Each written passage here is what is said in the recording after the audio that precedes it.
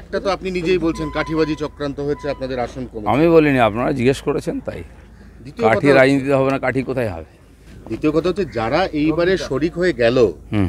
তারা তো এমন এমন ডিমান্ড করছে, এই ডিমান্ডগুলো মানে সেই অলিক কল্পনার ডিমান্ড, মানে বলছে স্পিকারের পদ চাই, পূর্ণমন্ত্রীর পদ না চাই। না, রাজনীতি এটাই, হাতি কাদায় পড়লে ব্যাঙেও লাথি মারে, তো হাতি তো কাদায় পড়েছে, তো সেটা সবাই বার্গেনিং করছে। কিন্তু এটাও মনে রাখতে হবে, নরেন্দ্র মোদী, অমিত শাহ আছেন, আর এরা আমাদের পুরনো পার্টনার, এদেরকেও আমরা চিনি।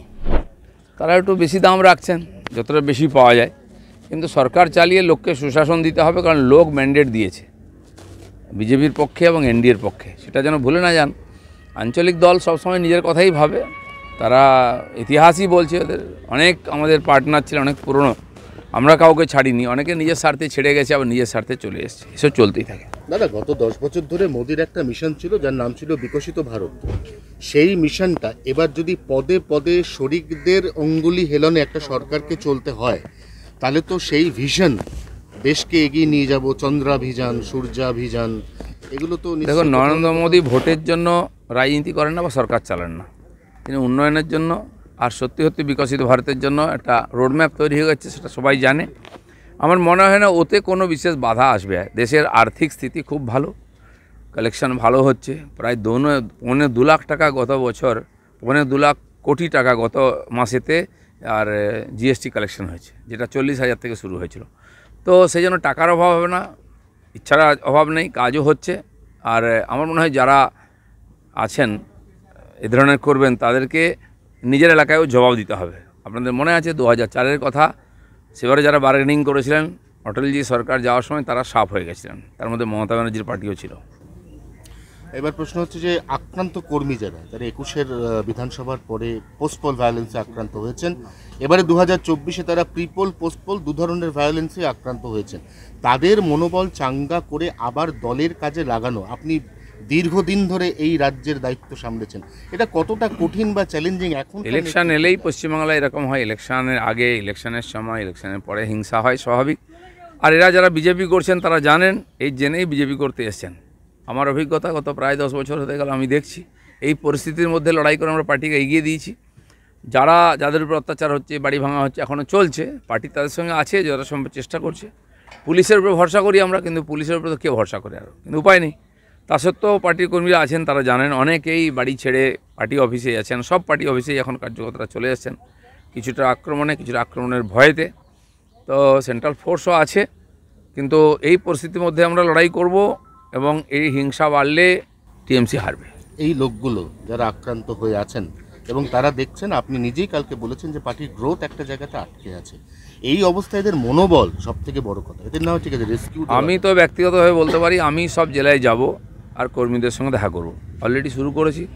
আজকে বিকালবেলা যাব পুরনো অফিসেতে, অনেকে আমার সঙ্গে দেখা করতে চাইছিলেন, আমি ওখানে আসুন, একসঙ্গে গল্প করা যাবে, চা খাওয়া যাবে। এটা আমি আগেও করেছি, এখনও করব, কারণ পার্টির কর্মীরা যারা লড়াই করেছেন রিস্ক নিয়ে, তারা জানেন এ ধরনের হতে পারে, তাদের সঙ্গে দাঁড়ানোটা আমাদের দায়িত্ব। জয়ের পর তো জয়ী প্রার্থীরা ফোন পেয়েছেন, যারা পরাস্ত আপনাদের মতো পোড় খাওয়া পুরনো লোক, তারা এখনো পর্যন্ত হাইকমান্ডের কাছ থেকে পরবর্তী ভূমিকা দলে এরকম কোনো ফোন না, আমার মনে হয় সেরকম কিছু হয়নি। আগে সরকার তৈরি হবে, তারপর পার্টি নির্বাচনের অ্যানালাইসিস, সেগুলো সবই হবে। মেদিনীপুরের সাংসদ হয়ে আপনি সেখানকার মানুষের পাশে থাকতেন, তাদের বাড়ি যেতেন, বর্ধমানে প্রার্থী হয়ে সেখানেও তাদের পাশে ছিলেন, কথা বললেন।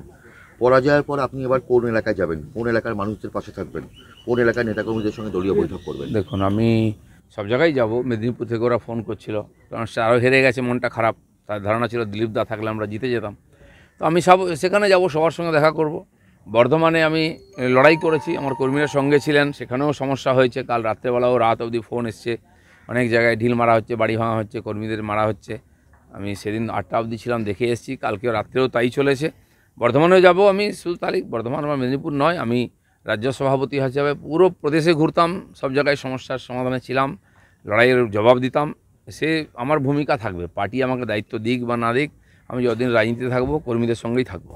শেষ প্রশ্ন, 3জন প্রার্থীর নাম বলছি, কীর্তি আজাদ, মোহাম্মদ ইউসুফ পাঠান এবং তার সঙ্গে রচনা ব্যানার্জি, এদের আগামী দিনে দেখা যাবে আর এলাকায় পার্লামেন্টে? না, দেখুন, ইতিহাস তো বলছে উল্টো। আমরা দেখেছি এর আগে অনেক সেলিব্রিটি প্রার্থী ছিলেন, তাদেরকে পরের বার টিকিট দেওয়া হয়নি। মুনমুন সেন ছিলেন, সন্ধ্যা রায় ছিলেন, গতবারে মিমি ছিলেন, নুসরত ছিলেন। তো মানুষকে লোভ দেখানো ভয় দেখানো হয়, দিয়ে ভোট নেওয়া হয় বিভ্রান্ত করে। সে 500 টাকা হোক ভান্ডার বা সেলিব্রিটি প্রার্থী, ভোট নিয়ে গেলে তারপরে 5 বছর আর খেয়াল থাকে না। উল্টো বলা হয় বিজেপির লোকেরা কোথায়, আমরা তো ছিলামই। 2 বছর করোনা বাদ দিলে বাকি আমাদের ক্যান্ডিডেটও ছিলেন, কাজের দায়িত্ব আমাদের নয় সরকারের। তো সেটাও পাবলিককে বোঝা উচিত, যারা ভোট দিয়েছেন তাদের হিসাব চাওয়া উচিত। সৌমিত্র খাঁ বা লোকেশ্বর রাজ্যের তাদের প্রতি একটুখানি ক্ষুব্ধ বক্তব্য যারা রাখছেন, তারা মোটেই মানে সন্তুষ্ট না, নন। ক্ষুব্ধ, দেখুন ভোটে হার জিতে হয় তাতে একটু মনে প্রভাব পড়ে, কিন্তু ব্যাপারটা যেভাবে সংগঠন একবারে পশ্চিমবঙ্গে শুয়ে পড়েছিল, কর্মীরা বেরোননি, কর্মীদের বার করতে গিয়ে আমি তো মেদিনীপুরে 1 বছর 1.25 বছর ধরে লেগে বুথ অবধি সংগঠন তৈরি করেছিলাম, সব গ্রামে গেছিলাম। সেখানে 304 কোটি টাকা দিয়ে কাঁসাই ব্রিজের স্যাংশন করেছিলাম টেন্ডার, 50 বছরের পেন্ডিং, এবং শিলাবতী 2টো ব্রিজ গডকরিজির কাছ থেকে। 500টা গ্রামে সোলার লাইটের আমি পারমিশন করি, 250 গ্রামে লেগে গেছিলো, আরও 250 গ্রামে প্রসেসে আছে। বাকি আমার ফান্ড থেকে যা কাজ করা সে তো আমি করেছি, রাস্তাঘাট ইত্যাদি। একাধিক ট্রেন, নতুন ট্রেনের যে স্টপেজ বেলদা থেকে আরম্ভ করে খড়গপুর দিকে, সেটা আমি করেছিলাম। তো মানুষ খুশি ছিল, সমস্ত পার্টির লোকেরাই আমার পক্ষে ছিল। যে কোনো কারণে হোক, পার্টির সিদ্ধান্ত নিয়েছে, সেটা ঠিক ছিল না প্রমাণ হয়ে গেছে। তো আমি বাকি জায়গায়ও করব, কিন্তু সংগঠন যেভাবে ঢিলে হয়ে গেছে সব জায়গায়, বুথে আমরা প্রথমে লোক খুঁজে পাইনি, খুঁজে দাঁড় করাতে এজেন্ট খুঁজতেও হয়েছে। তো দুর্বলতা ছিল সংগঠনের, সেই জন্য সব জায়গায় সার্বিকভাবে আমাদের ভোট কমেছে এবং হার হয়েছে। আরেকটা জিনিস হচ্ছে যে এই যে বিকশিত ভারত থেকে শুরু করে মোদি গ্যারেন্টি, এই যে সব কথাগুলো বলা মানে প্রচারে নিয়ে এসেছিলেন, তার থেকে কি রাজ্যের শাসক দল তাদের যে প্রচার ছিল, আদৌ কি এই মোদি গ্যারেন্টি, বিকশিত ভারত, এগুলো কি সাধারণ মানুষের মধ্যে দাগ দেখিয়ে কেটেছিল? মোদিজির রাজনীতি বা বিজেপির রাজনীতি হচ্ছে রাষ্ট্রের স্বার্থে, বাকি সব জায়গায় পার্টির স্বার্থে, ব্যক্তি স্বার্থে রাজনীতি হয়। পশ্চিমবাংলায়ও তাই হয়েছে, ভোট কিনে নাও, ইলেকশন জিতে যাও, তারপর 5 বছর লুট করো, সেই চলেছে, আগামী দিনেও চলবে।